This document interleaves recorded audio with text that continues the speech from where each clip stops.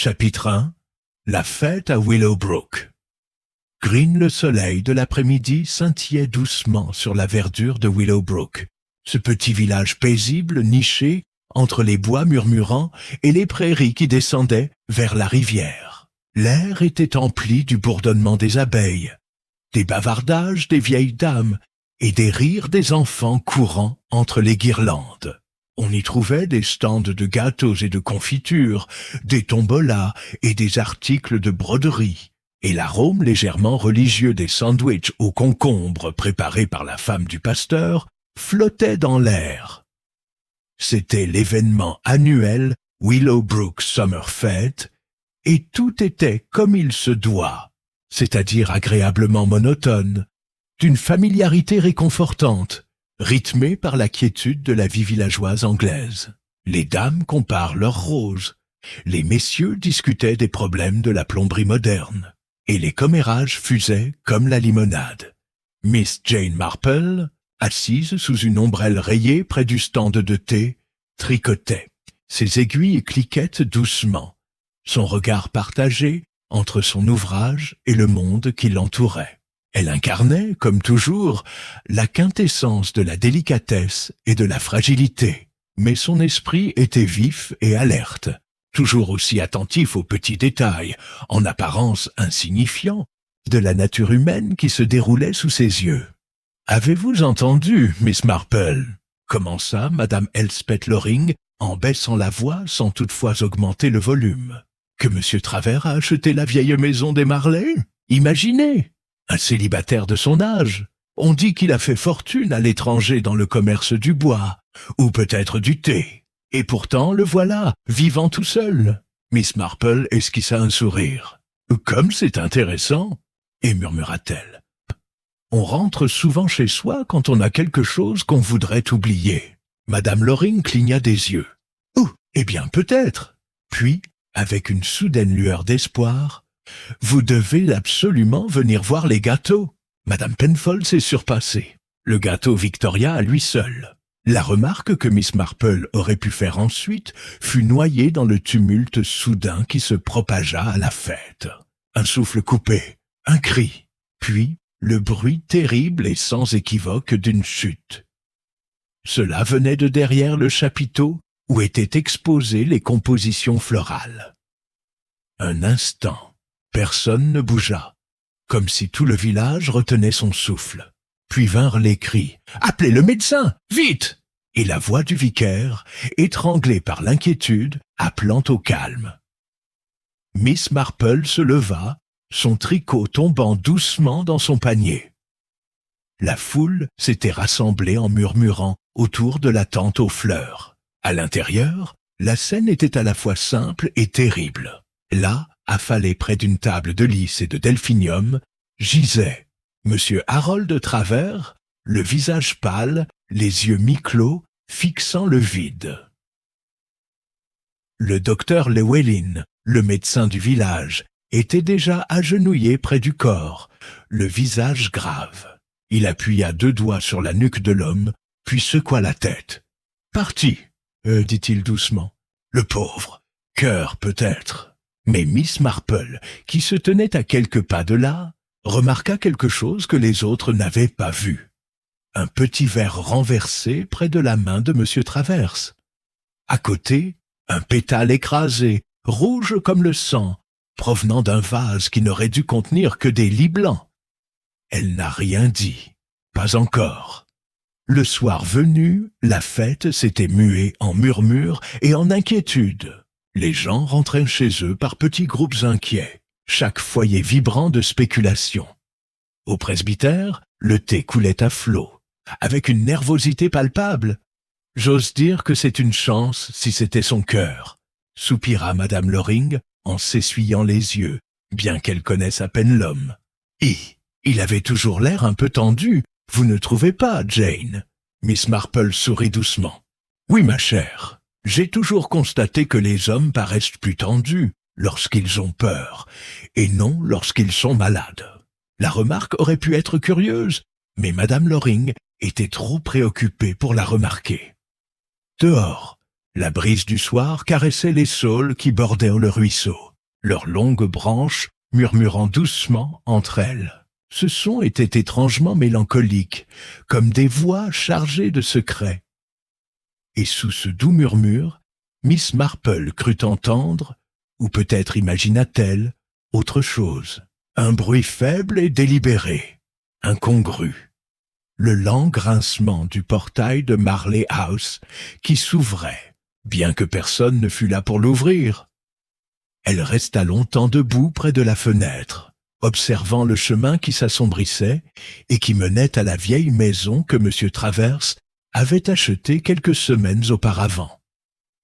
Une crise cardiaque, dirait-il, mais Miss Marple savait, même si elle ne pouvait pas encore le prouver, que la mort, lorsqu'elle frappa Willowbrook cet après-midi-là, n'avait été ni soudaine ni miséricordieuse.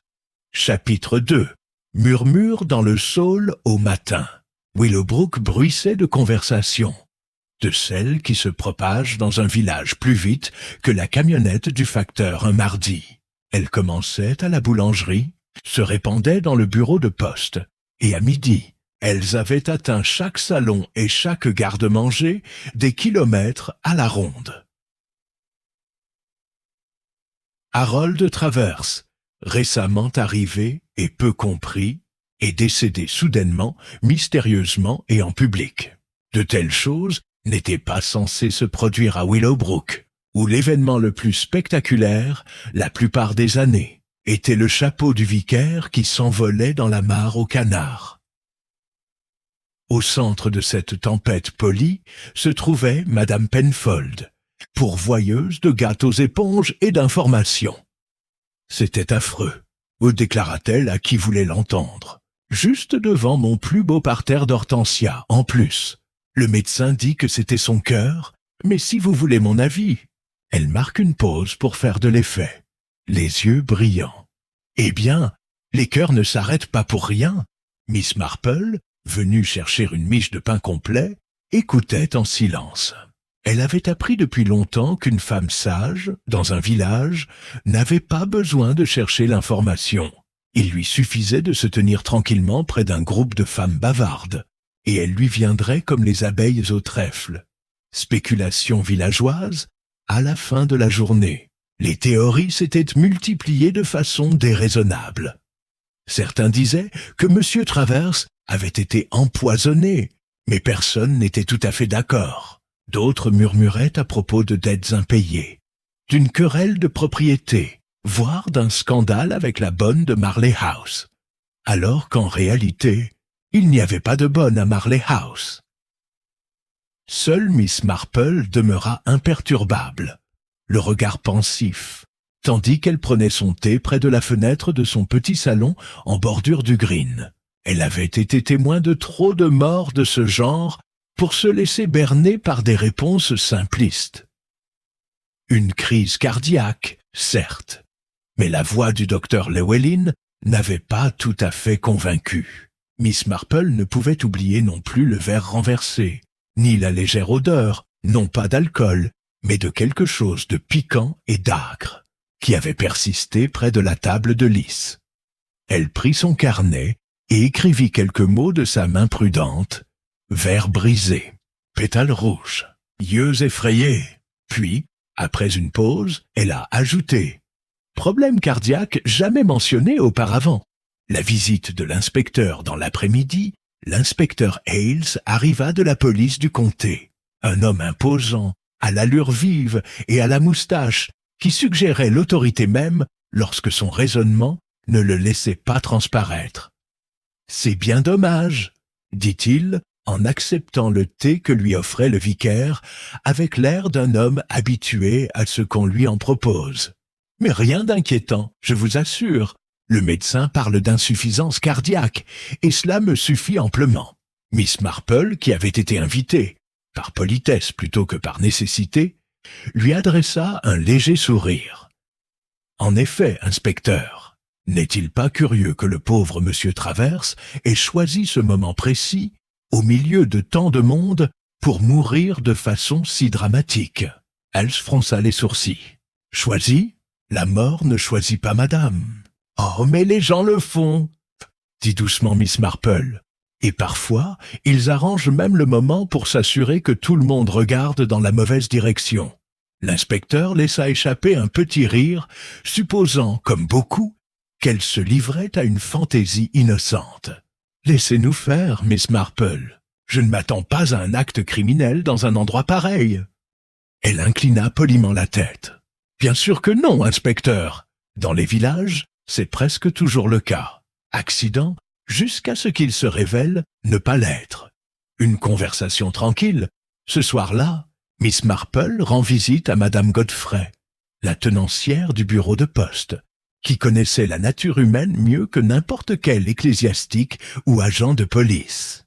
Madame Godfrey connaissait tous les habitants de Willowbrook depuis avant la guerre, et se souvenait de l'arrivée de M. Travers. « Il venait de Ceylan, disait-il, » expliqua-t-elle à Miss Marple en triant le courrier avec une lenteur méticuleuse. Un homme discret, poli, mais il y avait quelque chose de troublant chez lui. Il ne regardait jamais personne longtemps dans les yeux.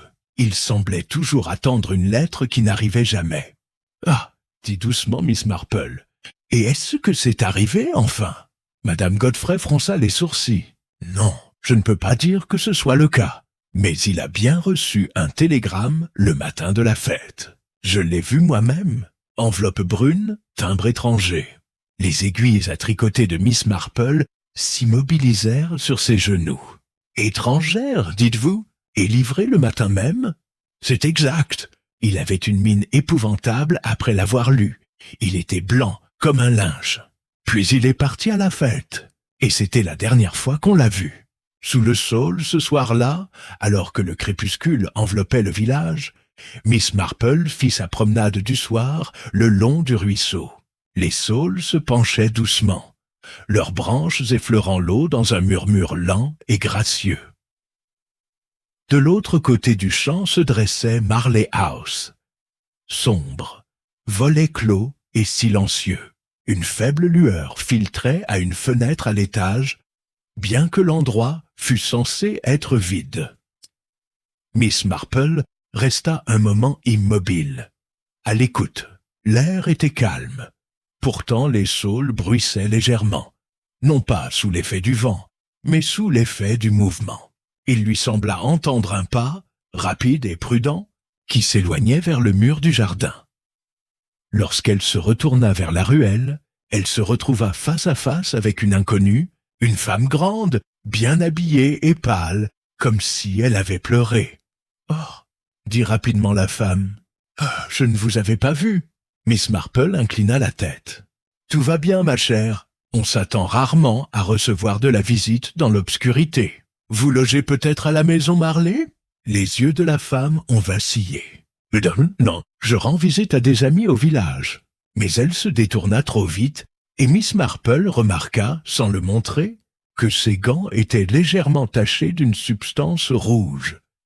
Miss Marple la regarda partir, les branches du saule bruissant au-dessus d'elle. Quelque part dans cette obscurité se cachait un secret, murmuré doucement par les feuilles, un secret que seule une vieille femme qui écoutait plus qu'elle ne parlait pouvait entendre. Elle rentre chez elle, lentement, perdue dans ses pensées, l'air frais de la nuit caressant son visage. Au matin, le village connaîtrait le nom de la femme, et le soir, Miss Marple le saurait. Pourquoi elle a menti. Chapitre 3. La dame de Ceylan. Lendemain matin, le ciel était pâle et brumeux, avec cette légère fraîcheur qui annonce l'arrivée de l'automne. Un silence semblait régner sur Willowbrook, non pas le calme habituel des premières heures, mais une sorte de pause attentive, comme si le village lui-même attendait la prochaine rumeur qui tomberait comme un caillou dans l'eau calme. Et il la laissait tomber.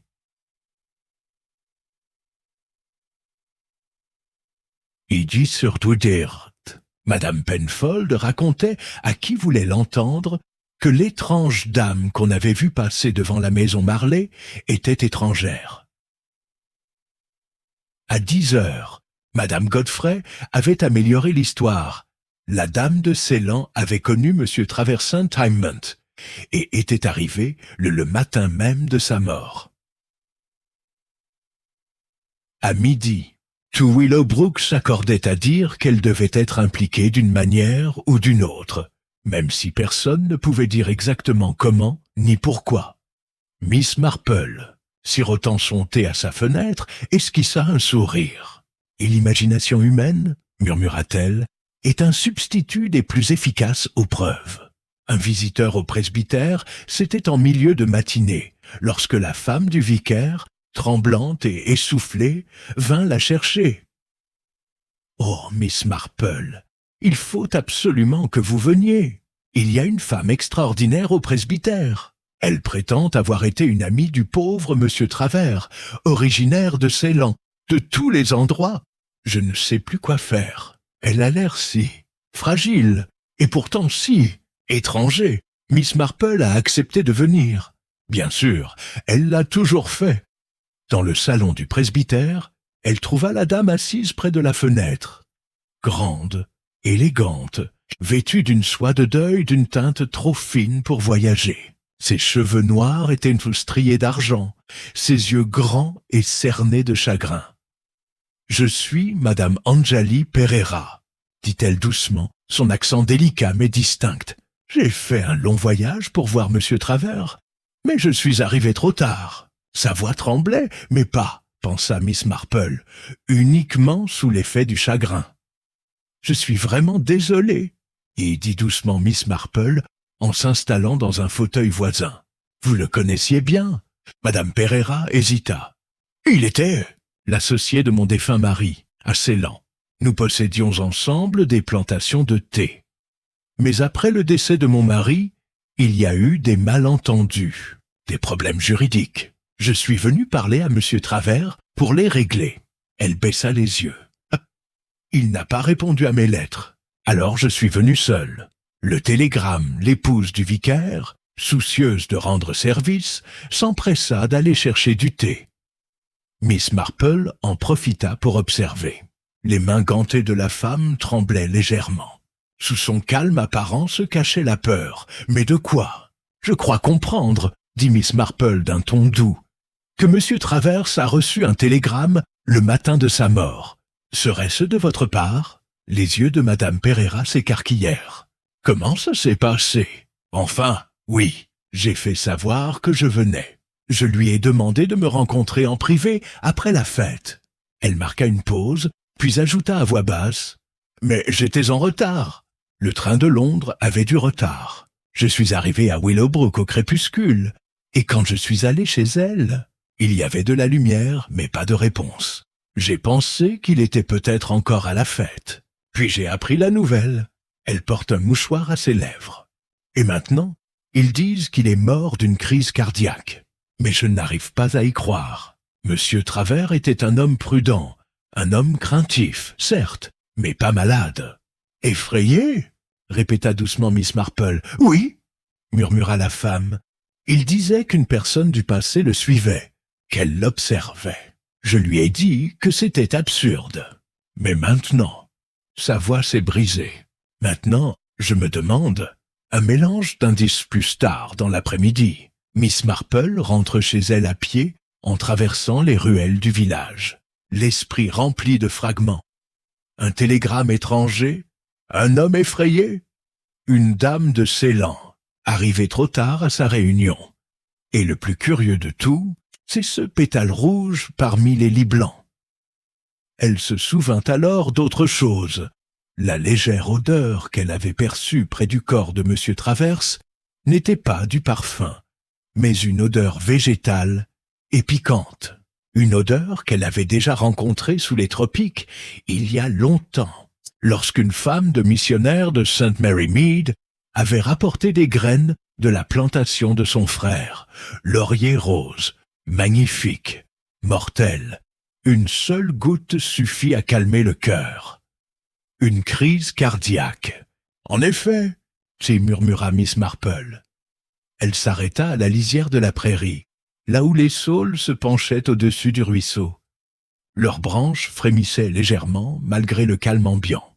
Et sous ce bruissement, Miss Marple perçut, ou crut percevoir, un autre son, un sanglot étouffé. Aussitôt réprimé, un témoin dans l'ombrelle suivit le son silencieusement jusqu'à ce qu'elle aperçoit une silhouette assise sur le muret de pierre. Une jeune fille, peut-être 16 ans, aux joues constellées de taches de rousseur et à l'air défiant, Nellie Carter, la fille du jardinier qui avait aidé à installer la tente à fleurs la veille. « Ah, Miss Marple !» en dit la jeune fille, surprise. « Je ne vous avais pas vue. »« Personne ne le fait jamais, ma chère, » dit gentiment Miss Marple. « Vous étiez à la fête hier, n'est-ce pas ?» La jeune fille acquiesça, le regard inquiet. « Oui, j'aidais à m'occuper des lys. J'ai vu Monsieur Travers entrer, et quelqu'un d'autre aussi, juste avant qu'il ne tombe. »« Quelqu'un d'autre ?» La jeune fille hésita. « Oui, monsieur, je l'ai pris pour un inconnu. Mais quand j'ai regardé à nouveau, il avait disparu. Grand, les cheveux blonds. On aurait dit un soldat et... » Elle se mordit la lèvre. Il portait une canne à pommeau d'argent. Le regard de Miss Marple s'aiguisa. « Une poignée en argent, dites-vous ?»« Oui, madame, en forme d'oiseau. Un héron, je crois. » La vieille dame sourit doucement. « Merci, ma chère.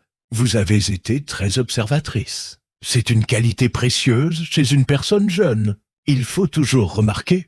Petite chose, ils disent la vérité quand les autres ne le font pas. » Le secret du saule ce soir-là, Miss Marple était assise près de sa cheminée, son tricot posé nonchalamment sur ses genoux. Le récit de Madame Pereira par télégramme à l'étranger, à la canne à pommeau d'argent, dont toutes les pièces d'un schéma restaient encore cachées. Mais les contours commençaient à se dessiner, et dehors, devant sa chaumière par la fenêtre ouverte, elle entendit de nouveau les saules murmurer dans la brise du crépuscule, un murmure doux et persistant, comme celui de voix qui ne pouvait se reposer. Elle repensa soudain à quelque chose que M. Travers avait dit, des semaines auparavant, lorsqu'ils s'étaient rencontrés par hasard dans la ruelle. « C'est drôle !» Miss Marple, parfois, quand le vent se lève, on dirait que les saules essaient de vous dire quelque chose. Maintenant, pensa-t-elle, peut-être l'était-il.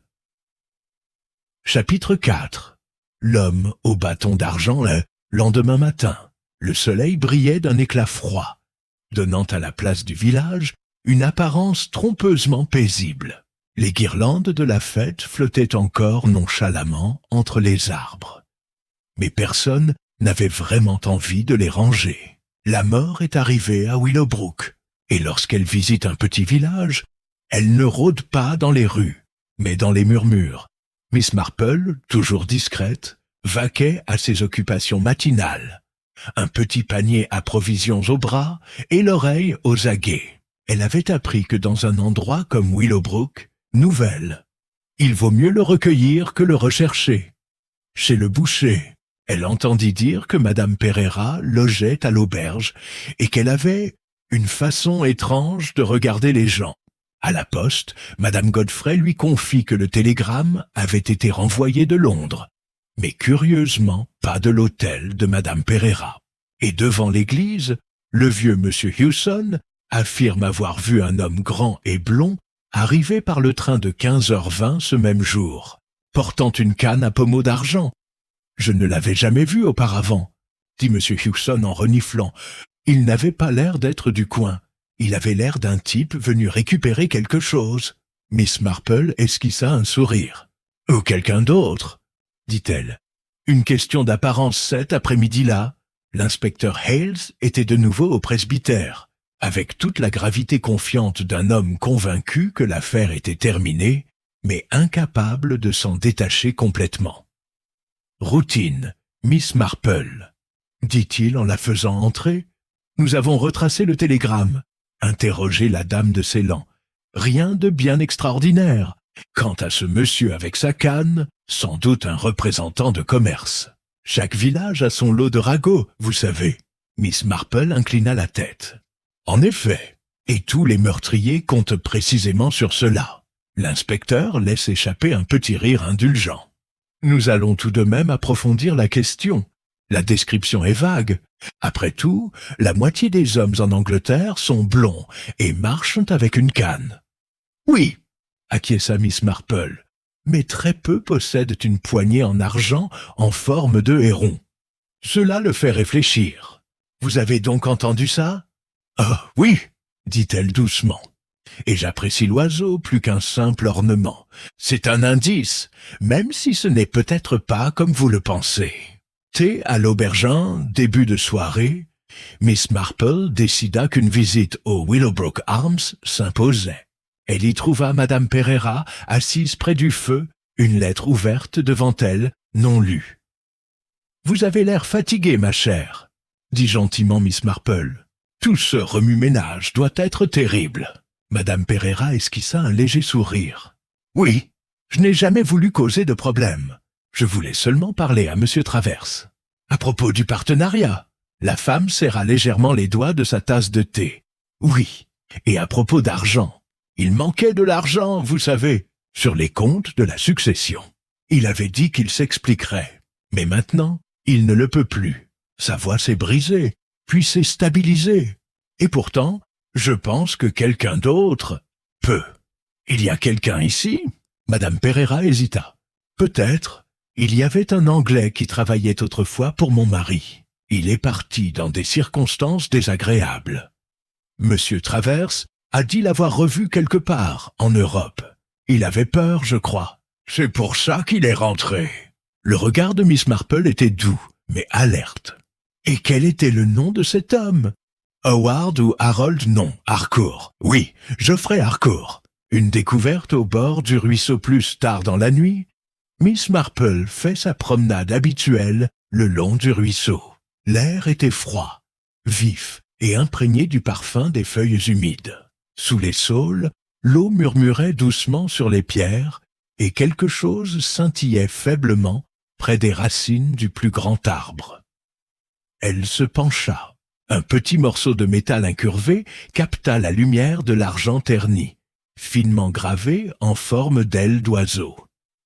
Miss Marple le retourna délicatement dans sa main, un fragment de poignée cassé net. Ses sourcils se levèrent légèrement. « Ah !» murmura-t-elle, « notre héron a perdu une plume. » Le retour de l'étranger le lendemain matin, l'arrivée d'un nouvel arrivant, fit sensation au bureau de poste. Un homme grand, blond, bien habillé mais fatigué par le voyage, qui se renseigne sur des lettres pour M. Geoffrey Harcourt. Il parla d'un ton sec, avec l'assurance décontractée d'un homme habitué à commander ou à dissimuler. Dame Godfrey, qui a rapporté l'histoire plus tard à Miss Marple, la décrit avec délectation. Et il avait de nouveau sa canne, avec sa poignée en argent, l'oiseau et tout, bien qu'il la tienne d'une façon un peu bizarre, comme si elle avait été réparée. Miss Marple acquiesça, sans surprise. En effet, et a-t-il reçu une lettre? Oui, une enveloppe brune, recommandée en plus. Elle disait qu'elle venait de Londres. Ah, dit Miss Marple. Alors je pense, ma chère Madame Godfrey, que le passé vient d'arriver à Willowbrook par le courrier du matin. Un murmure sous le saule ce soir-là, Miss Marple était assise dans son petit salon, le fragment d'argenterie brisé posé devant elle sur la table. Par la fenêtre, les saules bruissaient dans le vent, leurs branches murmurant doucement comme un souffle à travers de la soie. Au milieu de ces chuchotements, il lui sembla entendre l'écho de la voix d'un homme effrayé. « Ils me retrouveront, Jane, ils me retrouvent toujours !» Elle ferma les yeux un instant. L'histoire prenait forme. Argent, trahison et règlement de compte longtemps différés. Mais une chose la troublait encore. La légère trace de rouge sur l'aile argentée du héron. Pas de rouille, pas de peinture. Sang. Elle se leva, éteignit sa lampe et regarda vers Marley House, dont les fenêtres sombres brillaient faiblement au clair de lune. À l'intérieur, quelqu'un attendait, non pas la police, mais son père et Miss Marple, malgré son âge et sa fragilité, esquissa le sourire timide et patient de celle qui sait que le plus petit filet, s'il est habilement tissé, peut attraper les poissons les plus dangereux. Chapitre 5. Le filet se resserre.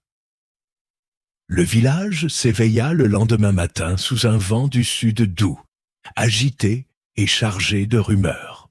À la poste, Madame Godfrey déclara que le grand monsieur de l'auberge n'était pas mieux que ce qu'il aurait dû être. Chez l'épicier, Madame Penfold jura l'avoir vu marcher au clair de lune près du ruisseau. À midi, tout Willowbrook avait décidé que l'étranger, Monsieur Harcourt, était d'une manière ou d'une autre responsable de tout, de la mort de Monsieur Travers à la récente pénurie de sucre. Miss Marple, assise bien droite dans son salon, tricotait un ouvrage pâle et délicat. Ses aiguilles cliquaient doucement, mais son esprit était ailleurs. Le long du ruisseau, l'éclat argenté, la légère trace de sang, et le regard de Madame Pereira lorsqu'elle avait prononcé le nom d'Harcourt. « L'argent, murmura Miss Marple, et la peur, voilà la plupart des désagréments du monde. » Un retour indésirable en début d'après-midi, Monsieur Harcourt se présenta au presbytère. Le révérend Linton le reçut avec une politesse gênée. Miss Marple, qui prenait justement le thé là, comme elle le faisait très souvent, l'accueillit avec une politesse embarrassée, arrivé à être au bon endroit, a été introduit. Harcourt était en effet grand, avec une belle posture et l'assurance froide d'un homme qui avait beaucoup voyagé et appris à ne pas répondre à trop de questions. Ses vêtements étaient de bonne qualité mais usés. Ses yeux étaient perçants et pâles. Il s'inclina légèrement devant Miss Marple, une infime trace d'amusement se lisant sur son visage. « Alors c'est elle, la fameuse inspectrice dont j'ai entendu parler, » dit-il d'un ton léger. « Oh mon Dieu, non !» dit Miss Marple en souriant gentiment. « Je suis bien trop vieille pour les aventures. Remarquez les choses. » Il laissa échapper un rire bref et sec. « Remarquer les choses peut être dangereux. »« En effet, » dit Miss Marple en versant le thé, « surtout pour ceux qui ont quelque chose à cacher. » Leurs regards se croisèrent un instant et Miss Marple le vit alors, une lueur presque imperceptible de panique. Le regard d'un homme qui reconnaît que quelqu'un a déjà commencé à le percer à jour. Ancien comte ce soir-là, Madame Pereira se présenta de nouveau au cottage de Miss Marple. La femme paraissait épuisée et pâle, son sang-froid mis à rude épreuve. « Miss Marple, j'ai fait une bêtise, » avoua-t-elle en tordant ses gants sur ses genoux. « Monsieur Harcourt est venu me voir. Il a exigé des documents attestant de notre partenariat. J'ai refusé. Il a dit que je lui devais de l'argent, que Monsieur Travers l'avait escroqué. Il était furieux, et puis... » Elle s'arrêta frissonnante. « Il m'a menacé. » Miss Marple versa calmement son thé. « Les hommes qui menacent sont souvent désespérés. Et le désespoir est comme des sables mouvants. Une fois qu'on y met un pied, le reste suit tout seul. » Madame Pereira la regarda, impuissante. « Que dois-je faire ?»« Faire ?» répéta Miss Marple d'un ton doux. « Mais rien du tout. Laissez-moi d'abord parler un peu avec notre cher inspecteur. Il est peut-être un peu lent à la détente, mais il apprécie les fins heureuses. » Un deuxième choc le lendemain matin. Le temps était déchaîné et pluvieux. La pluie fouettait les fenêtres, le ruisseau coulait à flots, et les saules s'agitaient comme des fantômes agités. Peu après 8 heures, un cri retentit dans le village. Provenant de l'auberge, à 17h30, la moitié de Willowbrook s'était rassemblée là. On trouva M. Harcourt mort dans sa chambre, assis dans un fauteuil, les yeux ouverts, le visage figé par une incrédulité stupéfaite. La canne à pommeau d'argent gisait sur le sol à côté de lui. Le docteur Llewellyn arriva, pâle et les lèvres serrées. « Encore une insuffisance cardiaque ?» murmura-t-il en examinant le corps. « Quelle coïncidence !» Mais Miss Marple, qui se tenait tranquillement à la porte, ne dit rien.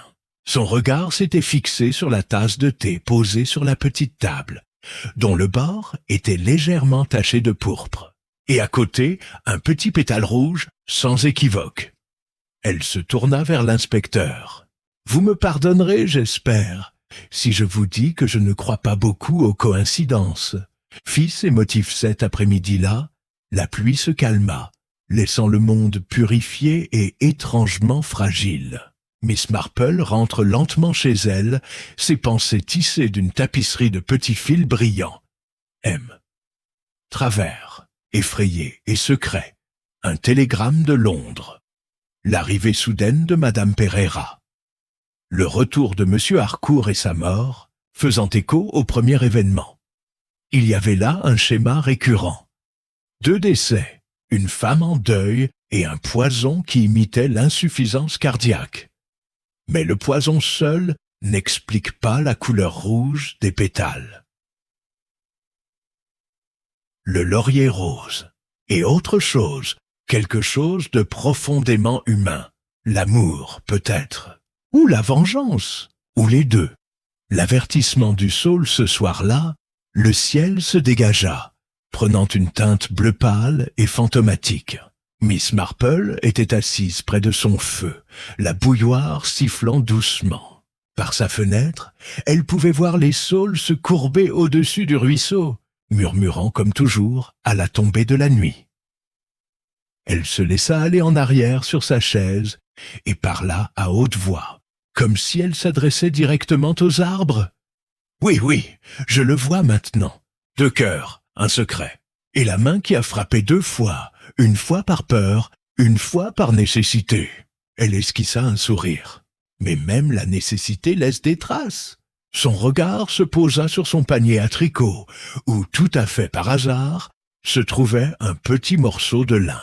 Du lin blanc, brodé d'une fleur rouge, le mouchoir de Madame Pereira, et sur son coin, une légère trace de polissage argenté. Miss Marple hocha la tête une fois, très lentement. « Alors, murmura-t-elle, le saule a enfin chuchoté la vérité. » Chapitre 6.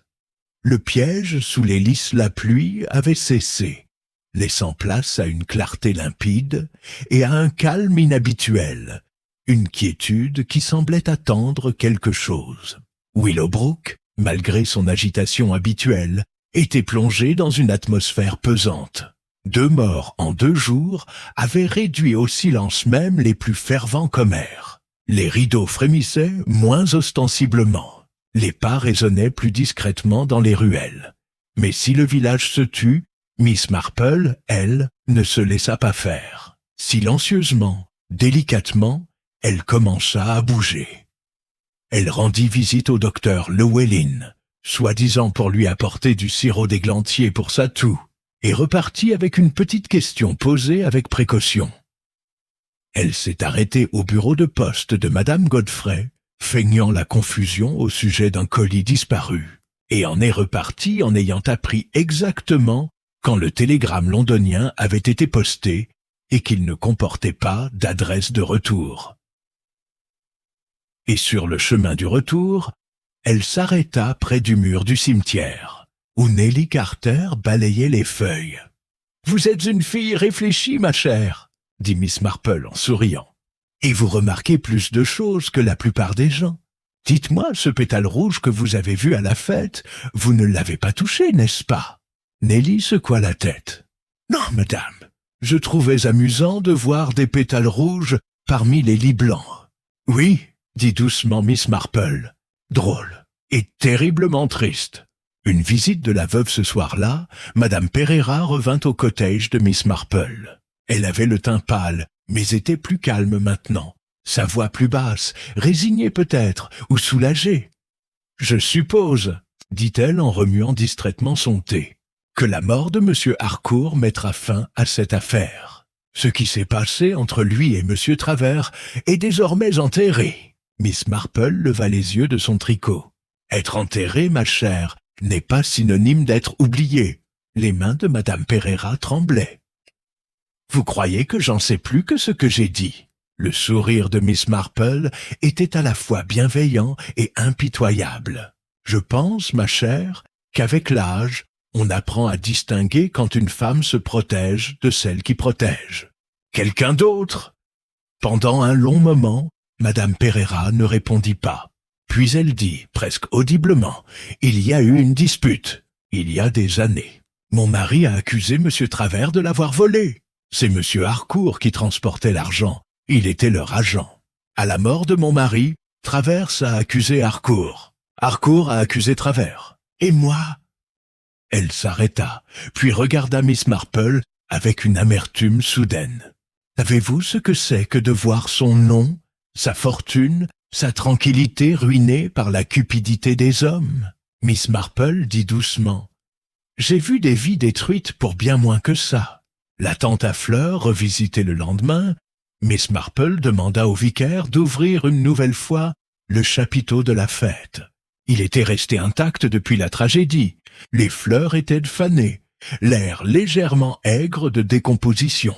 « Quelle affaire macabre !» s'exclama le vicaire en jetant un regard inquiet autour de lui. « Je me demande bien ce que vous espérez trouver, Miss Marple. »« Oh, juste quelque chose que la police a oublié de remarquer, » dit-elle d'un ton doux en se penchant près de la table où M. Travers est tombé. Elle examina attentivement le sol. De la poussière, des pétales, quelques grains de sable éparpillés. Et là, comme elle l'espérait, une minuscule marque sur le parquet, un demi-cercle à peine visible, comme celui d'un verre, et à côté, une ligne plus petite et plus nette, un bâton peut-être, un bâton avec un embout métallique. Miss Marple se leva en époussetant les mains. « Oui, murmura-t-elle. Le héron argenté était ici avant même qu'on le trouve à l'auberge. » Tendre le piège ce soir-là, Miss Marple invita Madame Pereira et l'inspecteur à prendre le thé. Une association des plus inhabituelles. Joschinde, bien que l'inspecteur, en grommelant, ait accepté sur le champ. Il arriva ponctuel et solennel. Madame Pereira, avec quelques minutes de retard, pâle et visiblement mal à l'aise. Miss Marple avait soigneusement disposé son salon. Le thé soigneusement posé, son tricot près de l'âtre, et sur la cheminée le petit fragment d'argent du ruisseau, fraîchement poli. Dès que Madame Pereira l'a vu, elle s'est figée. « Oh !» s'exclama-t-elle doucement. « Vous l'avez trouvé ?»« Oui, ma chère, » dit Miss Marple. « Je me doutais bien que vous l'aviez manqué. Il correspond parfaitement au vernis de votre mouchoir. » L'inspecteur fronça les sourcils. « Du polonais ? Que dites-vous, Miss Marple ?» Elle joignit les mains. « Je dis, inspecteur, que M. Harcourt n'est pas mort de cause naturelle. Il est mort de la même façon que M. Travers, empoisonné par un ver. Sauf que cette fois-ci, ce n'est pas Harcourt qui lui a donné le poison, mais Madame Pereira. » La femme laissa échapper un petit cri. « Non, non, je n'ai rien fait de mal. » Mais la voix de Miss Marple, bien que douce, était implacable. « Vous ne l'avez peut-être pas fait exprès, mais quand Harcourt est venu vous voir, furieux et menaçant, vous lui avez servi le thé d'une main tremblante. Vous avez utilisé la même bouteille que Travers avait utilisée sur votre mari des années avant l'extrait de Laurier Rose. Vous l'avez rapporté de Ceylan, n'est-ce pas? Gardez-la peut-être comme un souvenir, ou une arme, au cas où le passé ressurgirait. » Les yeux de Madame Pereira se remplirent de larmes. « Il a tué mon mari, il a tout volé, et Travers, il m'a trahi. Je voulais juste lui faire peur. »« Oui, » dit doucement Miss Marple, « et pourtant, on me fait rarement peur avec du poison. On me réduit au silence. » Le murmure du saule, quand tout fut terminé, quand Madame Pereira eut été emmenée, pâle et tremblante, et que l'inspecteur fut reparti avec ses notes et son importance retrouvée, Miss Marple s'assit près du feu. Dehors, les saules ondulaient dans la brise nocturne, murmurant à nouveau plus doucement, comme en paix. La vieille dame regarda vers la fenêtre obscure et dit doucement, « Il est curieux de constater à quel point le mal tourne souvent en rond, suivant ses propres traces, jusqu'à se retrouver face à face. Pauvre femme, pauvre de tous !» Elle ramena son tricot sur ses genoux une fois de plus. Les aiguilles se mirent à cliqueter. Le thé fumait légèrement dans sa tasse, et au loin, le ruisseau murmurait sous les saules, chuchotant des secrets que seule Miss Marple pouvait pleinement comprendre. Chapitre 7. Écho de Ceylan 2 matins plus tard, la première brume d'automne enveloppa Willowbrook, douce, basse et mystérieuse. Le village, encore sous le choc, avait déjà commencé son passe-temps favori. Se souvenir de manière inexacte, Madame Penfold déclara qu'elle avait toujours dit que la dame de Ceylan était trop calme. Madame Godfrey assura à tous qu'elle la soupçonnait depuis le début. Même le vicaire, qui avait prêché la douceur dans le jugement le dimanche précédent, constata alors que le mal se cachait souvent derrière les apparences. Seule Miss Marple, comme d'habitude, n'était pas satisfaite. La justice avait été rendue, oui. L'inspecteur était satisfait, le village apaisé. Pourtant, quelque chose dans cette histoire sonnait creux, comme une touche de piano légèrement désaccordée. Du poison, oui. De la vengeance, oui. Mais OMS? Est-ce vraiment là, se demanda Miss Marple, que tout a commencé? La lettre qui n'est jamais arrivée cet après-midi-là, Miss Marple se rend à la poste. Elle y trouva Madame Godfrey qui fredonnait en triant des enveloppes. « Ma chère, dit Miss Marple, je me demandais si je pouvais vous demander de vérifier un télégramme envoyé à Monsieur Travers avant la fête. Vous vous souvenez? De Londres ?» Madame Godfrey acquiesça avec enthousiasme. « Bien sûr que oui, nous en avons tous parlé. Quelle horreur, ce poison! Pauvre homme! Oui, répondit Miss Marple d'un ton neutre. Mais ce télégramme ne provenait-il pas, par hasard, d'une banque étrangère ou d'un cabinet d'avocats? Madame Godfrey fronça les sourcils, cherchant ses mots. Non, maintenant que vous le dites, le courrier provenait d'une adresse privée. Voyons voir. Ah oui, nous y voilà. Le nom de l'expéditeur était G. Harcourt. Le regard de Miss Marple s'adoucit, tandis que ses lèvres se crispèrent. Ah, dit-elle doucement. Donc, cela a commencé avant même son arrivée. La vantardise de l'inspecteur Hales, a appelé ce soir-là, plein de satisfaction. Une affaire simple, finalement, Miss Marple, annonça-t-il. Jalousie, argent, vengeance, du déjà vu. La femme a craqué et a tout avoué. Une sale affaire, mais au moins c'est réglé. Miss Marple lui versa son thé avec un calme parfait. Oui, dit-elle doucement. Parfait. Et pourtant, c'est curieux que M. Travers ait reçu un télégramme de son prétendu ennemi, l'avertissant de sa propre mort. Hales cligna des yeux. Avertissement? Que voulez-vous dire? Elle fouilla dans son panier à tricot et en sortit un papier plié. La copie du télégramme que Madame Godfrey venait de lui montrer. Tu ne peux pas te cacher. La vérité te rattrapera avant la fête. J. Harcourt. Cela ressemble à une menace, dit l'inspecteur d'un ton inquiet. Ou une promesse, dit Miss Marple. Cela dépend de qui l'a envoyé et pourquoi. Un voyage dans le passé cette nuit-là, à la lueur de son feu, Miss Marple passa en revue ce qu'elle savait. Travers avait fui Ceylan avec de l'argent dont on n'avait pas rendu compte. Harcourt l'avait suivi. Furieux, désespéré, Madame Pereira avait réclamé justice. Peut-être trop tard. Et pourtant, les deux hommes étaient deux morts exactement de la même manière. Le poison n'est pas seulement l'arme des femmes, c'est aussi celle des lâches. Un homme qui ne supporte pas la confrontation peut y recourir aussi facilement qu'une femme qui craint d'être découverte.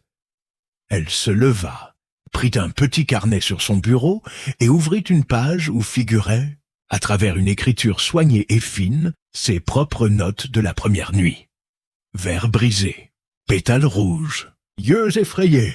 Puis elle a ajouté « deux hommes effrayés, mais un seul qui connaissait vraiment la peur ». Son stylo s'arrêta. Puis, avec un soupir, elle écrivit un dernier mot sous les autres. Chantage. Un appelant inattendu, le lendemain, le docteur Llewellyn vint en visite. Il avait l'air tendu, les yeux rougis par la fatigue. « Miss Marple, dit-il après avoir accepté une tasse de thé, Il y a quelque chose que je dois vous dire. J'ai examiné les bouteilles de Marley House, le brandy, l'eau et le tonic. Aucune trace d'oléandre dans aucune d'entre elles. Miss Marple leva brusquement les yeux. Absolument rien. Aucun. Et pourtant, les deux victimes présentaient les mêmes symptômes. Ce qui les a tués était préparé frais, pas stocké. Ce qui signifie, dit doucement Miss Marple, que quelqu'un l'a préparé pour chacun d'eux. Quelqu'un qui s'y connaissait en médecine, ou qui a bénéficié de l'aide de quelqu'un qui s'y connaissait. Le médecin rougit légèrement. Vous ne pensez tout de même pas? Ah, je ne pense pas que ce soit quoi que ce soit, ma chère, dit-elle d'un ton doux. Mais dites-moi, qui a suggéré en premier qu'il s'agissait d'une crise cardiaque, avant même que vous n'imaginiez le corps? Le médecin hésita. Pourquoi moi? Il s'arrêta. Non, c'était le vicaire, je crois. Il l'a dit tout de suite. Les yeux de Miss Marple s'illuminèrent. Ah, et où puis-je me permettre de demander, le vicaire a-t-il appris des choses sur les maladies cardiaques? Murmure près du ruisseau ce soir-là, Miss Marple fait sa promenade au bord de l'eau. Les saules se courbaient. Leurs reflets ondulaient comme des ombres de secret. Elle s'arrêta à l'endroit où elle avait trouvé le fragment d'argent quelques jours auparavant et écouta. Le ruisseau murmurait doucement la même chanson qu'il avait chantée lorsque Travers était tombé, lorsque Harcourt était mort, lorsque la dame de Ceylan avait pleuré. Et puis, elle l'aperçut, pris dans les roseaux, un petit morceau de papier à moitié brûlé. Elle le tira délicatement. Seule une partie restait lisible. Et dire, en sécurité chez le vicaire jusqu'après la fête. Ensuite, nous le partagerons, comme convenu. Aucune signature, mais une légère empreinte d'initiales dans le coin. H.T. et J.H. Travers et Harcourt. Le trésor qu'ils avaient volé ensemble n'avait pas disparu. Il avait été caché, et quelqu'un d'intelligent, quelqu'un de patient, savait exactement où le trouver. L'écho du saule Miss Marple reste immobile. La lumière du soir donnait à l'eau du ruisseau des reflets argentés. Les saules bruissaient au-dessus de leur tête. Deux hommes, un vol, un vicaire trop prompt à compatir. Un poison concocté non par la rage, mais par la cupidité.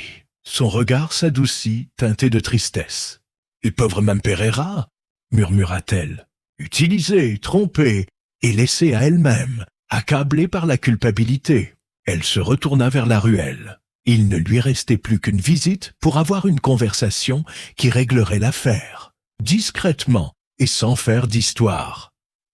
Les saules bruissaient à son passage, leur murmure ressemblant à un soupir au-dessus d'une tombe. Les morts ne parlent pas, y pensa Miss Marple, mais parfois, ils font écho.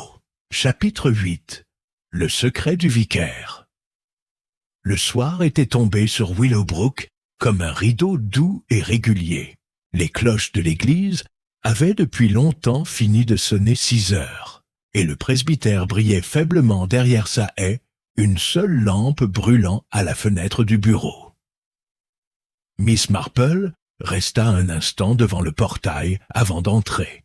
Sa petite main gantée se posa légèrement sur le loquet, ses yeux levés vers la lumière. Elle était venue maintes fois auparavant pour prendre le thé, discuter des affaires de la paroisse, écouter le vicaire prêcher avec ferveur la vertu. Mais ce soir, son intention était différente.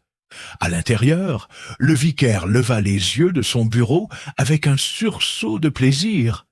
« Miss Marple, quelle gentillesse de votre part! Je terminais justement mon sermon pour dimanche, et je crains qu'il ne soit plutôt sombre après ces terribles événements. Ich dich dir. Oui, dit-elle d'une voix douce. Le village a beaucoup souffert. C'est remarquable de voir comment la tragédie révèle à la fois le meilleur et le pire chez les gens. Il esquissa un sourire. En effet, mais je crois que le pardon aura le dernier mot. L'expression de Miss Marple reste inchangée. Le pardon, peut-être, Mais pas la dissimulation. La confrontation en douceur, le vicaire cligna des yeux. Dissimulation? Elle s'approcha silencieusement de la fenêtre et contempla le jardin obscur. Vous avez été un réconfort pour les villageois. Monsieur Linton est si gentil, si compréhensif. Et pourtant, la gentillesse peut être un masque bien pratique. Je ne comprends pas. Oh mais si. Elle se retourna, la voix douce, non accusatrice, presque tendre.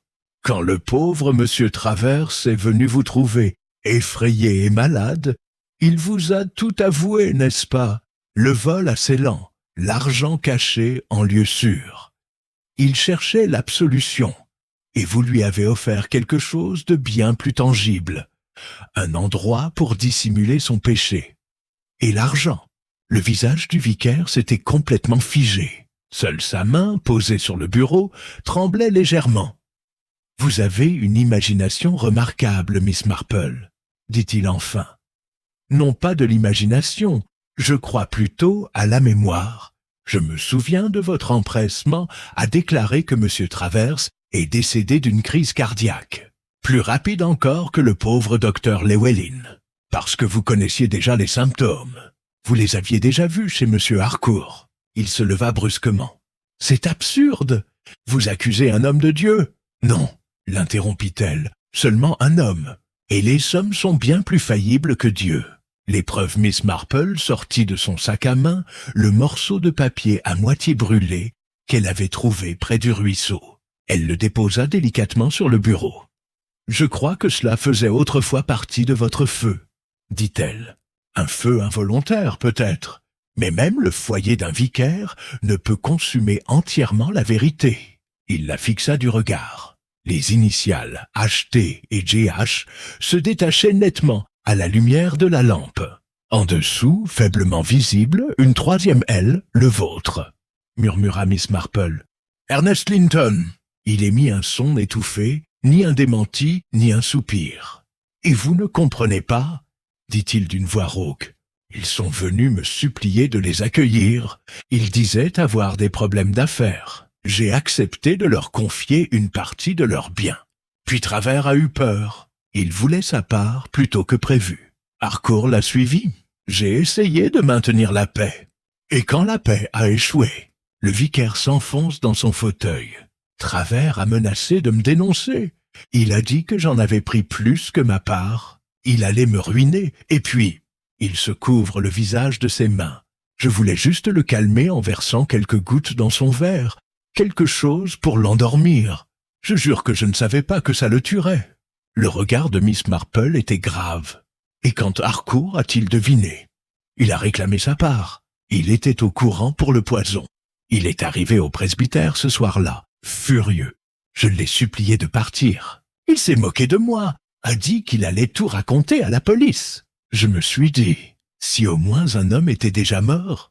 Il s'interrompit, les mots étranglés dans sa gorge. Le témoin du saule, un long silence s'installa. Seul le vent soufflait dehors, agitant les saules au bord du ruisseau. Le bureau du vicaire semblait se rétrécir autour d'eux. Le tic-tac de l'horloge, le léger parfum de cire de bougie, le bruit d'une respiration trop rapide. Enfin, Miss Marple prend la parole. « Voyez-vous, Monsieur Linton, je savais bien qu'il y avait une tierce personne. Le poison était préparé avec trop de précision pour que ce soit le fruit du hasard. Madame Pereira a peut-être versé le thé, mais c'est vous qui avez mélangé les ingrédients. Et puis, lorsqu'elle s'est enfuie paniquée, vous vous êtes empressé de la laisser endosser la responsabilité. Après tout, on croit toujours les étrangers. » Les épaules du vicaire s'affaissèrent. « Je pensais que c'était la Providence, » murmura-t-il. « Sa culpabilité couvrirait la mienne. Je me disais que le Seigneur l'avait voulu. » La voix de Miss Marple était douce, et d'une douceur insupportable. « Et pourtant, c'est vous qui avez tout arrangé, n'est-ce pas ?» Il baissa la tête. « Oui. » La confession, lorsque l'inspecteur Hales arriva plus tard dans la soirée, discrètement convoqué par un mot, il trouva le vicaire toujours assis à son bureau, Miss Marple à côté de lui, son tricot plié sur les genoux. Linton se leva à l'entrée de l'inspecteur. Inutile de faire des manières, dit-il avec une dignité teintée de lassitude. Je m'approcherai sans faire de bruit. Miss Marple détourna le regard au clic des menottes. Il n'y avait rien de satisfaisant là-dedans.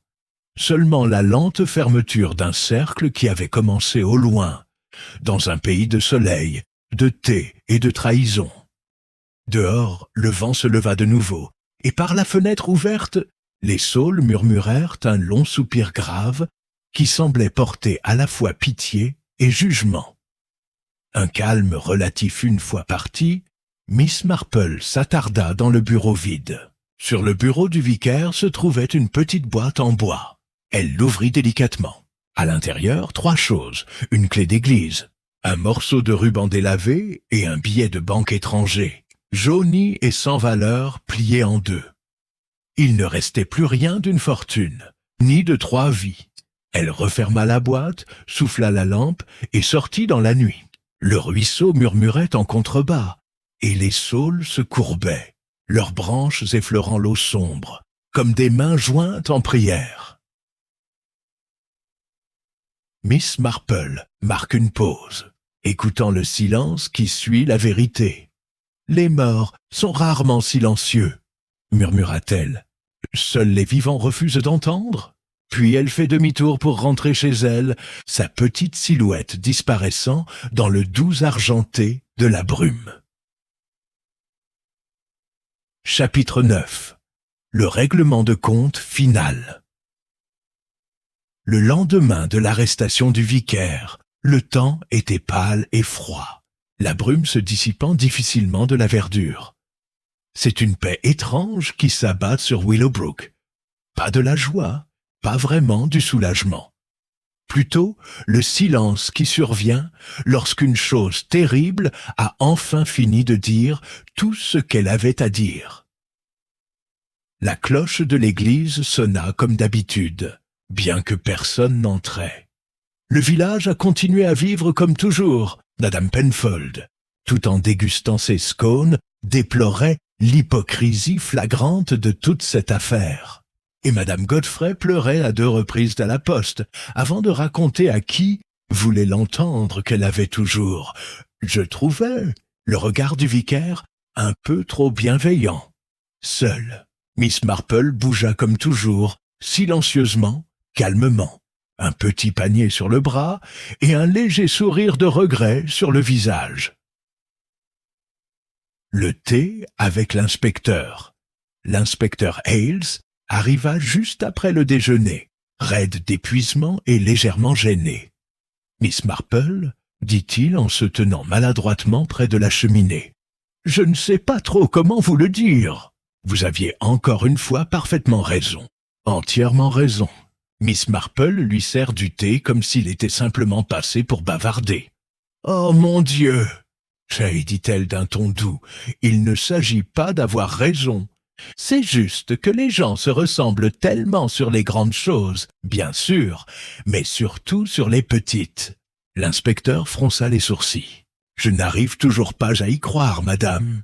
Un homme d'église, qui administre du poison, et avec quelle habileté en plus, en cachant la bouteille et en persuadant cette pauvre femme d'endosser la responsabilité. » Miss Marple remua son thé. « Ah, l'intelligence, inspecteur, est souvent bien mal employée par le mal. Elle reste rarement intelligente bien longtemps. » Il se pencha en avant. « Pourriez-vous m'expliquer, une dernière fois, comment vous le saviez ? Pas tout, s'il vous plaît. J'aimerais le noter correctement. » Miss Marple explique, elle, hocha la tête, croisant soigneusement les mains sur ses genoux. « Eh bien, voyez-vous, tout a commencé non pas avec la mort de M. Travers, mais avec quelque chose de bien plus ancien. Chiait et Dioshine, 3 hommes assez lents, Travers, Harcourt et Linton, se sont retrouvés en possession d'une somme importante qui ne leur appartenait pas. Ils l'ont fait passer clandestinement chez eux après la faillite de leur entreprise. Mais la cupidité est une compagne encombrante. Travers garda plus que sa part. Harcourt le suivit en Angleterre pour la réclamer.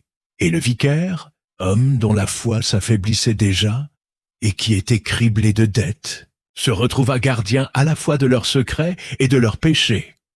Elle leva les yeux, brillants mais doux. Lorsque Travers, pris de panique et craignant d'être dénoncé, fut démasqué, Linton lui offrit ce qu'il appelait du réconfort, un cordial auquel on avait ajouté quelque chose, du poison. Mais la mort de Travers l'effrayait à son tour. Aussi, lorsque Harcourt arriva, furieux et à moitié fou, il réitéra l'acte, cette fois avec plus de préméditation. Madame Pereira, une femme pauvre, s'est simplement retrouvée au cœur des ruines de cette histoire et a été piégée pour en régler la fin. L'inspecteur secoua lentement la tête. « Alors, les pétales rouges? Du laurier rose ?» dit Miss Marple. Une touche sentimentale, la façon qu'avait Travers de se souvenir de ses origines.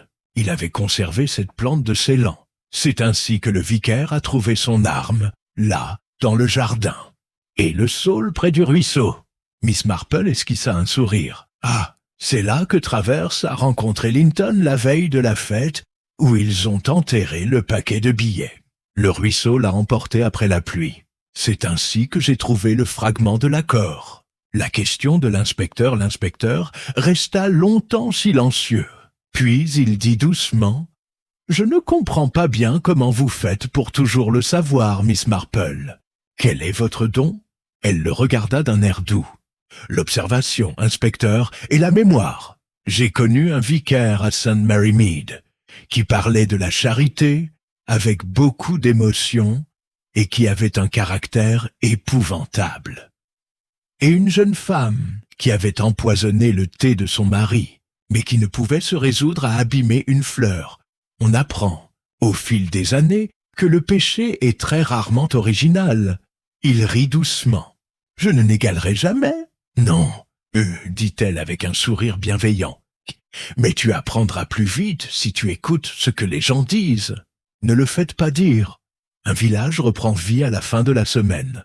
Les saules étaient de nouveau verts et éclatants. Les enfants jouaient à nouveau au bord du ruisseau. Les guirlandes de fête, oubliées depuis longtemps, avaient été décrochées, soigneusement pliées et rangées jusqu'à l'année prochaine. Madame Pereira quitta Willowbrook discrètement. Personne ne savait vraiment où elle était allée, bien que Miss Marple soupçonnait qu'elle était partie à l'étranger, chercher la paix à l'endroit même où le chagrin avait commencé. Nelly Carter reçut une petite bourse, obtenue anonymement, pour se former en horticulture. Et à force d'avoir l'œil, il faut bien trouver du travail, y avait dit Miss Marple, et l'église, désormais fermée à clé, attendait son prochain occupant, peut-être plus sincère dans son humilité. Le murmure du saule ce soir-là. Miss Marple s'assit une fois de plus près de sa fenêtre, son tricot plié, sa tasse de thé fumante à côté d'elle. Le soleil était bas, l'air doré, et les saules bordant le ruisseau murmuraient à nouveau. Elle n'écoutait pas le son lui-même, mais ce qui se cachait en dessous, le soupir des fins, le murmure des choses non dites. « Pauvre homme !»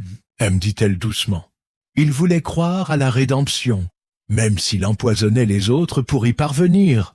Mais le mal, vous savez, a cette façon de parler même, à travers les voix les plus douces. Les derniers rayons du soleil se reflétaient sur ses lunettes. Une petite lueur stable. « Le monde, murmura-t-elle, est plein de murmures, et les sages apprennent lesquels écouter. Dehors, le ruisseau murmurait. Les saules se courbaient, et le village de Willowbrook dormait paisiblement, ignorant qu'il avait frôlé l'obscurité. Chapitre 10. Le retour à St. Mary Mead. est une semaine plus tard que Miss Marple prend le train du matin pour rentrer chez elle. Le garde l'aida à monter à bord avec une courtoisie à l'ancienne, et elle le remercia avec son sourire discret habituel. Sa petite valise contenait soigneusement 2 gilets, son tricot et une enveloppe scellée adressée à Madame Pereira, à l'attention d'un bureau de poste de Colombo. Willowbrook s'étendait désormais derrière elle, sa flèche se perdant dans la brume. Un village charmant, pensa-t-elle, plein de haies de lilas et de visages aimables, et tout aussi capable de méchanceté que n'importe quel autre. La campagne s'estompe derrière les nuages, et verte et dorée sous le soleil levant. Miss Marple ajusta son châle sur ses épaules et s'accorda le rare luxe de fermer les yeux. Elle n'était pas tant fatiguée que pensive. Elle l'avait vu se produire tant de fois, ce petit détail qui menait à de grandes conséquences, cet acte d'inattention qui ouvrait la porte à la tragédie. Et pourtant, elle ne cessait jamais de s'étonner de la façon dont le mal s'insinue dans les vies les plus ordinaires, déguisé en peur, en orgueil, voire en amour. Un accueil familier dans l'après-midi, elle descendait le chemin qui menait à son chalet à St. Mary Mead. Il y avait de la fumée dans sa cheminée, et une rose fleurissait contre la clôture, le tout arrangé, soupçonnait-elle, par la bienveillante attention de sa gouvernante. La jeune chérie l'accueillit à la porte, son tablier saupoudré de farine et ses joues rouges. « Oh, Miss Marple, vous êtes rentrée, vous nous avez terriblement manqué. Il y a un nouveau vicaire terriblement zélé, et Madame Price Ridley dit qu'elle le mariera avant Noël. » Miss Marple sourit. « Oh là là, ça! C'est ambitieux de sa part. J'espère qu'elle trouvera une épouse patiente. » Chérie rit, puis baissa la voix. « Vous avez sûrement entendu parler du vicaire de l'autre village. Les journaux n'en parlent que de ça. Que de calomnies et de scandales. »« Oui, » dit doucement Miss Marple, « c'est une triste histoire. Mais tout le mal ne vient pas des monstres, chérie. Il vient aussi d'âmes effrayées qui s'égarent. » Chérie fronça les sourcils. « C'est très gentil de votre part, madame. Je ne pourrais pas pardonner à un homme comme ça. » Les yeux de Miss Marple pétillèrent légèrement. « Le pardon est rarement mérité, ma chère, mais il est souvent nécessaire malgré tout. » Thé et réflexion plus tard, une fois Chérie partie et le calme revenu dans le cottage, Miss Marple prit son thé près de la fenêtre. Dehors, le soir était doux, une brume dorée virant aux lavandes, et le son des cloches de l'église flottait à travers la prairie. Elle repensa à Willowbrook, les guirlandes de fête flottant au soleil, les rires, le cri soudain et le terrible silence qui avait suivi.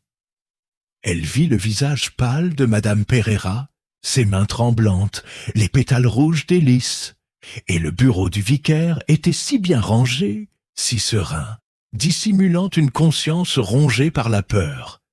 Elle l'avait déjà vu, bien sûr il y a longtemps, à St. Mary Mead, un autre homme, un clerc d'apparence respectable, avait volé les fonds de l'église et les avait remplacés par de faux billets. Il s'était promis de les rembourser un jour, mais le mensonge avait pris de l'ampleur, et l'homme avait rapetissé, jusqu'à ce qu'il ne soit plus qu'un murmure de ce qu'il avait été. « Le péché, » murmura Miss Marple, « n'est jamais grand au début. Il commence comme quelque chose, pratique. » Elle posa sa tasse et croisa les mains sur ses genoux. Une lettre inattendue, quelques jours plus tard. La poste apporta une lettre de l'étranger, fine, bleue et soigneusement adressée d'une main étrangère. Miss Marple l'ouvrit avec son aiguille à tricoter. « Chère Miss Marple, je vous écris de Ceylan. Vous serez heureux d'apprendre que j'ai trouvé la paix ici. Je vis paisiblement au bord de la mer. Chaque soir, je me promène sous les palmiers et parfois, lorsque le vent les agite, je pense aux saules qui bordent votre ruisseau. Eux aussi murmurent. Je ne saurais trop vous remercier pour votre bonté et votre miséricorde. Vous avez vu la vérité, et pourtant vous avez eu pitié de moi. Que Dieu nous pardonne à tous. Cordialement, Anjali Pereira. Miss Marple plia lentement la lettre et la rangea dans son tiroir, parmi une petite collection d'autres souvenirs de vie jadis mêlés à la mort et désormais en paix.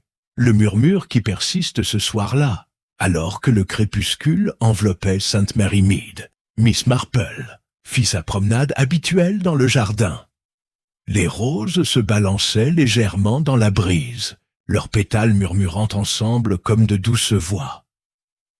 Elle repensa aux saules, à la façon dont ils semblaient presque vivants dans leurs soupirs, comme si les morts eux-mêmes parlaient à travers leurs branches. Peut-être bien.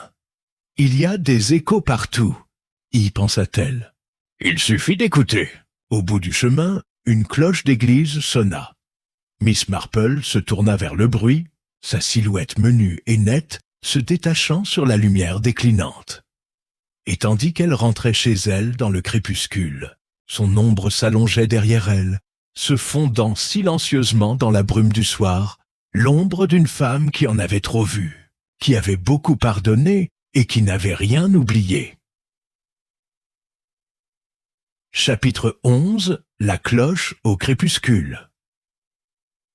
Le dimanche soir suivant, St. Mary Mead resplendissait d'or et de rose. Le dernier cantique s'était éteint dans l'église, et les villageois regagnaient leur foyer par petits groupes discrets, la voix douce, le chapeau incliné, leurs pas s'éloignant le long du chemin. Miss Marple s'attarda sur son banc après le départ des autres fidèles. Elle savourait le silence qui suivait l'office, ce moment où le monde, pour une fois, semblait respirer paisiblement. Le vicaire, le jeune monsieur Fletcher, éteignait les cierges de l'autel avec une solennité excessive. Un garçon charmant, pensa gentiment Miss Marple, bien qu'elle ignorât tout à fait que piété et vanité sont souvent des cousines éloignées. « Bonsoir, Miss Marple, » dit-il d'un ton enjoué en la remarquant. « Vous avez bonne mine après vos petites vacances. J'espère que vous avez bien dormi. »« Oh oui, » dit-elle avec son doux sourire. « La campagne est toujours reposante, même lorsqu'elle est mouvementée. » Il rit poliment, sans bien comprendre. « Votre bon sens nous a manqué. Vous serez heureux d'apprendre que la cagnotte pour la toiture de l'église est presque atteinte. »« Comme c'est réjouissant, » dit Miss Marple. « L'argent, comme le péché, finit toujours par trouver son juste milieu. » Monsieur Fletcher cligna des yeux, incertain s'il devait accepter, et retourna à ses bougies. Un visiteur inattendu dehors, le crépuscule s'était approfondi, prenant cette pénombre anglaise si particulière, où tout semble à la fois réel et irréel. Les haies se brouillaient, les fenêtres brillaient faiblement. Miss Marple descend lentement l'allée jusqu'au portail, s'arrêtant lorsqu'une petite silhouette se détacha des ombres du cimetière. C'était un garçon maigre, au regard grave, serrant contre lui une casquette cabossée. « Pardon, mademoiselle, » dit-il. « Êtes-vous Miss Marple, celle qui a résolu cette affaire à Willowbrook ?» Elle le regarda attentivement. « Je suis Jane Marple, oui.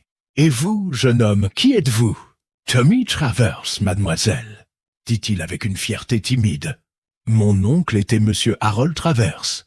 Maman a appris la semaine dernière ce qui s'est passé. Elle a dit que c'était vous qui aviez découvert la vérité. » Le visage de Miss Marple s'adoucit. « Ah, je vois. » Le garçon hésita, puis sortit quelque chose de sa poche. Une petite pièce de monnaie ternie, étrange et étrangère. « Mon oncle m'a laissé ça, » dit-il. « Il a dit que ça venait de loin. Il a dit que si jamais je voulais savoir ce qui s'était vraiment passé, je devais trouver la dame qui écoutait les arbres. » Miss Marple prit délicatement la pièce entre ses doigts. C'était une pièce de Ceylan, patinée par le soleil, frappée d'un palmier délavé. « Je vois qu'il s'en est souvenu, » murmura-t-elle. « Et les arbres aussi. » Un murmure à travers les années cette nuit-là, Miss Marple ne put dormir. La maison était silencieuse, le tic-tac de l'horloge, le léger bruissement du vent dans le jardin, mais ses pensées dérivent vers Willowbrook, vers les saules penchés au-dessus de l'eau, murmurant sans cesse entre eux. Les crimes étaient terminés, les coupables appréhendés.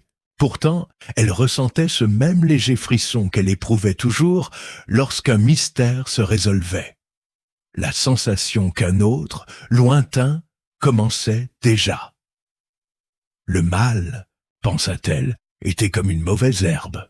Arrachez-la dans un champ, et elle refleurira dans un autre. Jamais disparue, seulement patiente. Elle se leva, enroula son châle autour de ses épaules, et alla à la fenêtre. La lune basse sur l'horizon argenté connaît le jardin. Les roses se balançaient doucement, leurs pétales murmurant entre eux comme des conspirateurs. Au loin, la cloche de l'église sonna une seule note, grave et résonnante, bien que personne ne fût censé la sonner à cette heure-là. Miss Marple esquissa un sourire. « Ah, ah !» murmura-t-elle. « La nuit a donc ses propres secrets. » Une lettre et un souvenir le lendemain matin, Chéri apporta le courrier avec son agitation habituelle. « Il y en a une qui vient de Londres, madame. Elle a l'air importante, » dit-elle. Miss Marple le prit, le déplia et le lutta lentement. Il venait de l'inspecteur Hales. « Chère Miss Marple, vous serez heureux d'apprendre que madame Pereira a été officiellement innocentée. Les charges retenues contre elle ont été abandonnées. Elle a écrit aux autorités pour les remercier et vous adresse ses remerciements. Quant à M. Linton, il attend son procès mais passe ses journées à lire les Écritures. Ironique, n'est-ce pas? J'ai été chargé d'une nouvelle enquête près de votre paroisse. Nous nous reverrons peut-être plus tôt que prévu. Cordialement, inspecteur Thomas Hales. Miss Marple sourit en pliant la lettre. « D'une autre demande de renseignement, » murmura-t-elle. Bien sûr, le saule et la rose ce soir-là, elle se rendit à la lisière de son jardin, là où le vieux rosier poussait en abondance. Le vent bruissait dans les feuilles, un murmure à peine audible, mais suffisamment fort pour lui rappeler un autre son, l'eau sous les saules, douce et mystérieuse. Elle ferma les yeux. Les images de Willowbrook défilèrent dans son esprit comme des photographies qui s'estompent. Monsieur traverse à la fête, le pétale rouge près des lys, les yeux larmoyants de madame Pereira, les mains tremblantes du vicaire. Tout a disparu, sauf l'écho. Des murmures. Pensa-t-elle. Il ne cesse jamais vraiment. Il change simplement de langage. Elle cueille une rose, la tient délicatement entre ses doigts et sourit. Peut-être, dit-elle à voix haute, que le prochain murmure viendra des roses. Chapitre 12. Les roses se souviennent. Les jours suivants s'écoulèrent paisiblement à St. Mary Mead. Les haies se parent de cuivre et d'or, les après-midi raccourcissent, et la légère fumée des foyers lointains flottait doucement dans l'air. C'était, comme le disait souvent Miss Marple, le temps de réparer les jardins, les humeurs et les petits chagrins du cœur. Elle passait ses matinées dans la véranda ensoleillée, entourée de géraniums et de tasses à thé, à écrire quelques lettres tranquilles, une à Madame Pereira, une autre à l'inspecteur Hales et une troisième courte, qu'elle n'envoyait pas à elle-même. N'oublie pas. Et pouvait-on lire de sa fine écriture en spirale? Chaque crime commence par quelque chose d'ordinaire. La douce perturbation, c'était un jeudi, doux et ensoleillé, que Chéri est arrivé en courant du jardin. « Un monsieur souhaite vous voir, madame, » dit-elle, essoufflée. « Il dit qu'il vient du conseil municipal. Il s'agit d'un problème concernant le terrain derrière l'église. » Miss Marple leva les yeux de son ouvrage de couture. « Oh là là, j'espère vraiment qu'il ne prévoit pas de construire un autre hangar. Ce genre de choses a tendance à gâcher la vue. » Un homme grand et rougeau entra. Monsieur Ewan Carter, du bureau des archives du comté. Il s'inclina légèrement, chapeau à la main. « Mademoiselle Marple, je recherche la propriété de l'ancien champ de glèbe. » dit-il. Étrangement, les documents montrent qu'il a changé de main il y a des années, mais personne ne l'a jamais réclamé. Le dossier refait surface lors de l'examen des comptes de la fiducie de Willowbrook. Miss Marple interrompit son tricot. « Willowbrook? Oui. Il semblerait que votre défunt vicaire ait géré la transaction avant son décès. Étrange affaire, il y a une annotation de sa main, destinée à être utilisée pour le jardin du souvenir. Mais il n'y a pas de jardin là-bas. Miss Marple esquissa un sourire. « Pas encore, dit-elle doucement. Peut-être qu'il y en a encore un qui pousse. » Il parut perplexe, la remercia poliment et s'en alla. Une soirée inquiète cette nuit-là, le vent tourna. Il soufflait en chuchotant de l'ouest, agitant les rosiers sous sa fenêtre. Miss Marple était assise près du feu, sa tasse de thé intacte, écoutant le bruissement extérieur, faible et insistant, comme des mots qu'elle pouvait presque distinguer. Elle repensa à Willowbrook, à son ruisseau et à ses saules, au crime qui s'était dissimulé sous sa beauté.